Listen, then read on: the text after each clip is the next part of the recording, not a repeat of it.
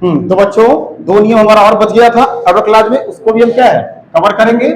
वो हमारा क्या था, आठवां होगा हमारा, वो क्या होगा, पर्पज। पर्पज यानी कि उद्देश्य, ठीक है, उद्देश्य। ठीक, ये हो गया हमारा प्रदर्शित करने के लिए, उद्देश्य प्रदर्शित करने के लिए जो है हमारे मुख्य कंजक्शंस, मुख्य कंजक्शंस, ठीक है, मुख्य कंजक्शंस जो है हमारे मुख्य कंजक्शंस जो है, सो दैट यानी कि ताकि, ठीक है, मुख्य कंजक्शंस बोलते हैं सो दैट, ताकि का अर्थ होता है in order that, in order that, तथा लिस्ट आदि हैं, लिस्ट आदि हैं। अब देखिए यहां पे सो दैट तथा in order that, so that तथा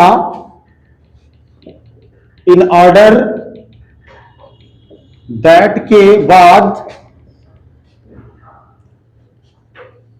मे या माइट का प्रयोग,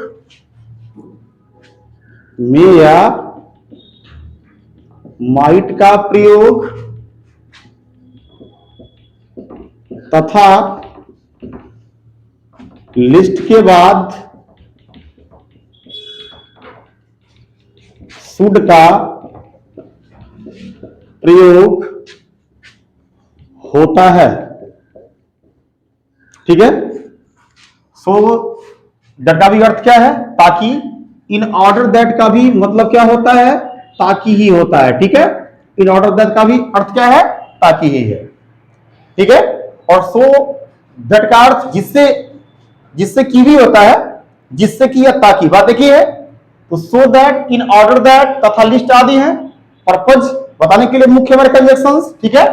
जबकि सो दैट तथा इन ऑर्डर दैट के बाद मे या माइट का प्रयोग होता है। अगर वाक्य हमारा क्या है, प्रेजेंट टेंस में है, इनके बाद तो वहां मे लगाएंगे, और वाक्य अगर हमारा पास्ट टेंस में है तो वहां मे का पास्ट फॉर्म माइट का प्रयोग होता है, ठीक है, माइट का प्रयोग। अभी जब एग्जांपल दिया जाएगा वहां ये बात पता जाएगा। तथा लिस्ट के बाद किसका प्रयोग होता है, शुड का प्रयोग होता है।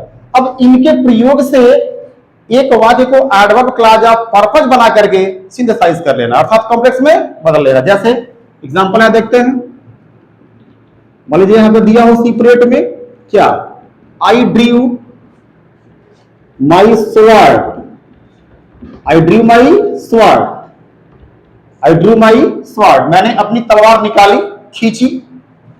आई wanted to defend, I wanted to defend myself, ठीक। अब देखिए यहां क्या लगाएंगे हम, अब यहां हो जाएगा हमारा कंबाइंड, आई ड्रीव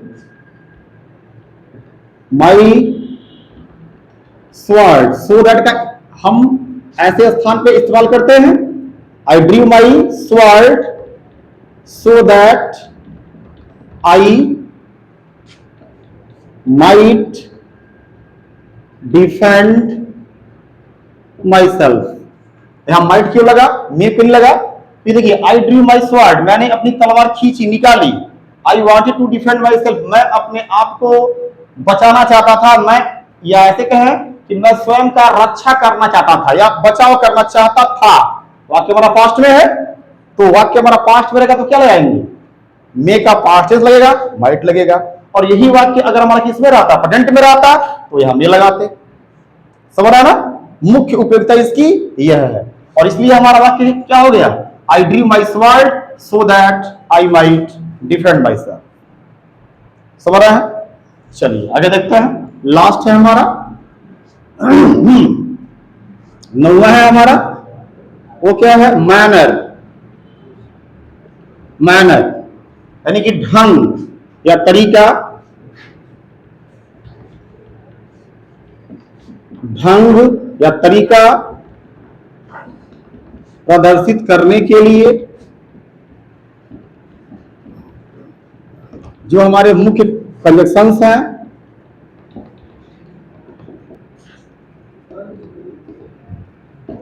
मुख्य कंजक्शंस हमारे कौन कौन से हैं?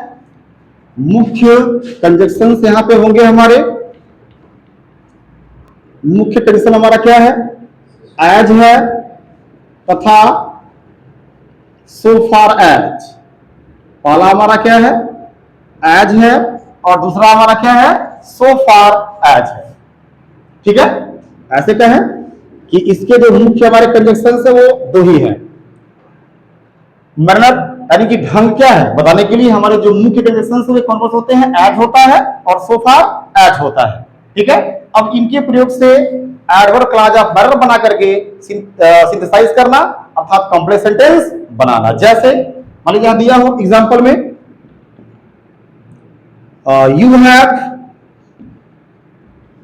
you have treated me in a certain way. You have treated me in a certain way. I will treat you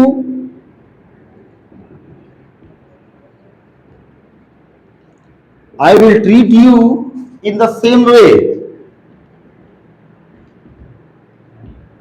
in the same way. दोनों वाक्यों से हमें मैनर क्या है पता चल जा रहा है कि किसी कार्य को करने का ढंग या तरीका कैसे है। तो जहां ऐसे वाक्य मिलेंगे वहां इस तरह के कंजक्शंस का प्रयोग करेंगे। यानी कि कुल मिला जुला के हमें यह करना है कि एडवर्ब क्लॉज के अंतर्गत अगर हम कॉम्प्लेक्स सेंटेंस बना रहे हैं तो जहां पे जिस तरह का वाक्य मिलेगा हमें उसके अनुसार उचित कंजक्शंस का प्रयोग करके एक वाक्य को हमें क्या है सबऑर्डिनेट कर लेना है और एक वाक्य को हमें प्रिंसिपल क्लॉज के रूप में बदल देना है। समझ आ गया? अब देखिए यहां क्या कह रहा है? You have treated me in a certain way, I will treat you in the same way. मैं भी उसी तरीके से क्या है व्यवहार करूंगा। ढंग मालूम हो गया? अब क्या हो जाएगा? अब हम यहां इसे कंबाइंड करेंगे तो हमारा क्या हो जाएगा? I will treat you, I will treat you, I will treat you as you have treated me, अब देखिए अब यहां इन ए सर्टेन वे कार्य करने के ढंग को बताया गया है और इन द सेम वे यहां भी कार्य करने के ढंग को बताया गया है और इसकी पुष्टि एज यहां बीच में क्या है आकर के कर दे रहा है। वैसा ही यहां क्या कह रहा है कि you have treated me in a certain way, समझ है? यानी कि कार्य करने के ढंग को बता रहा है और यहां इन द सेम भी क्या है कार्य करने को ढंग को बता रहा है। इसकी पुष्टि क्या है एज कर दे रहा है। यानी वाक्य हमारा सीधे क्या हो जाएगा? I will treat you as you have treated me. मैं भी तुम्हारे साथ वैसा ही व्यवहार करूंगा जैसा कि तुमने किया है। हो तो क्या? You have treated me, I will treat you. यानी आई विल ट्रीट यू मैं भी व्यवहार करूंगा, एज मीन्स वैसा ही जैसा कि यू हैव ट्रीटेड मी, जैसा कि तुमने मेरे साथ क्या है किया। ठीक है, अब देखिए एक वाक्य हमारा क्या हो गया? आई विल ट्रीट यू हमारा बन गया principal clause, as you have treated me जैसा कि तुमने व्यवहार किया है, ये हमारा बन गया क्या सबऑर्डिनेट क्लॉज। और आई विल ट्रीट यू मैं क्या है वैसा ही व्यवहार करूंगा, ये हमारा क्या बन गया? ये हमारा बन गया क्या प्रिंसिपल क्लॉज। ठीक है, समझ में आ गया? तो अब आप यहां पे एडवर्ब क्लॉज को भी क्या है कवर कर चुके हैं। अब हम इसके अगले वीडियोस में क्या है इसके अगले क्या है फॉर्मेशन को लेकर के क्या है अध्ययन करेंगे। तब तक के लिए आप सभी को बहुत बहुत शुभकामनाएं और आई होप आप सभी को क्या है ये वीडियो पसंद आया होगा। तो आप इसे लाइक सब्सक्राइब और शेयर करना बिल्कुल नहीं भूलेंगे और अपने आगे के क्या है पढ़ाई के लिए आप इस YouTube प्लेटफॉर्म पे क्या है बने रहेंगे और संपूर्ण क्लास 12 के सिलेबस का अध्ययन करते रहेंगे।